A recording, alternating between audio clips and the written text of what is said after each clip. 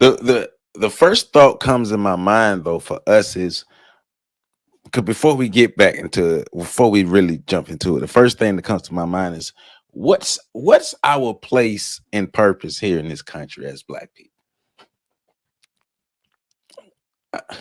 Because as I'm hearing that and I'm thinking about the actual year that he's saying this, and then looking at where we are now, because earlier today I was just thinking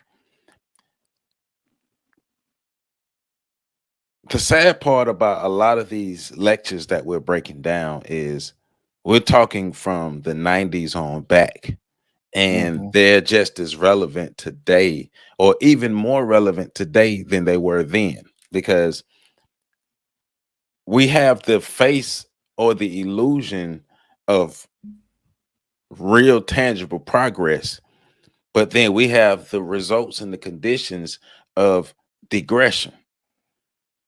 And so with that, with that understanding and that actual reality that we're living in, that lead me back to after listening to this first question in my mind is what's our place in America and what's our purpose as black people in America? Like why are we here? What are we doing here? Are we just here just surviving, just trying to make it? Or are we really here to claim our place in this country that our ancestors built? That's a question that we as Black people have yet to answer, even though we've been essentially asking that question um, since the late 1800s. I mean, I'm thinking in what was it 1905, 1904, one of the roundabout one of them places. Uh, W.B. Du Bois published a series of 7 lectures, not just from him, but it had Paul Lawrence Dunbar in there, a bunch of different prominent African Black scholars, and the name of the publication was The Negro Problem. It's actually Hmm. up on the PAC's Right, website, right. and it was centered around answering that question: what is the purpose of Black people in American society? And we know what the intent of us coming here was, Labor class. Like, yeah, we were brought here to be a labor class. right? Right. But something changed along the lines, and now we're no longer the labor class. But we were never redefined, and we never defined ourselves. Right.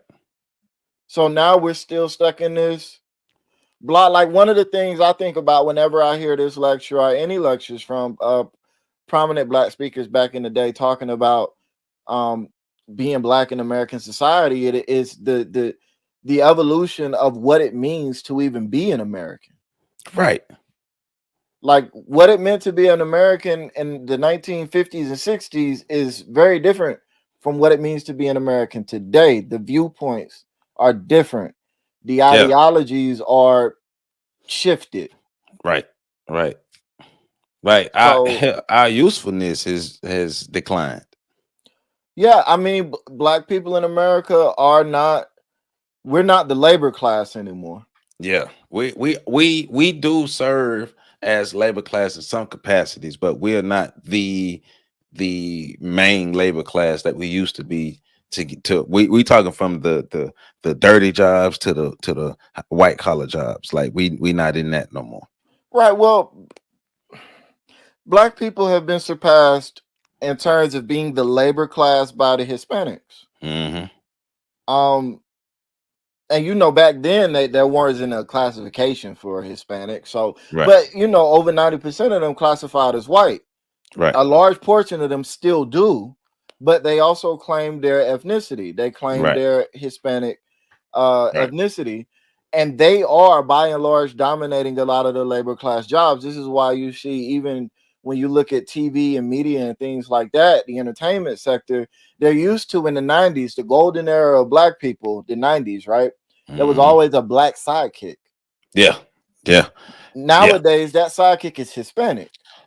So there's a great book, Tom's, Coons, Goots, Mulattoes, and Mammies. I might have messed the title up a bit, but I think it's Toms, Coons, Goots, Mulattoes, and Mammies. It's a book that's breaking down black cinema from the beginning of black cinema through the 90s. And that's crazy. I was just having this conversation yesterday. Um, it breaks down the origins and just the, I guess, the evolution of the black sidekick throughout black cinema. And Mm-hmm. starting and maybe going back, but I know one of the earliest prominent ones was Sidney Poitier, Mm-hmm.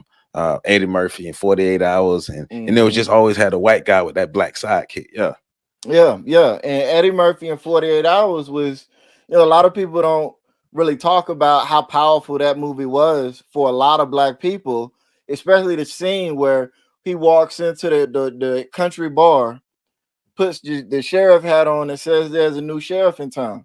Like when I listen to a lot of older black people talk about seeing that on TV, yeah, it was huge for them. yeah. It's like that Sidney Poitier slap. Right, Yeah, right. So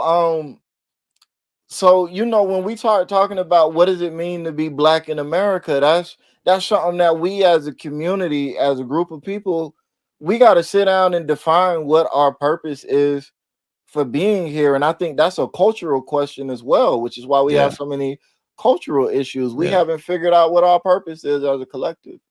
yeah.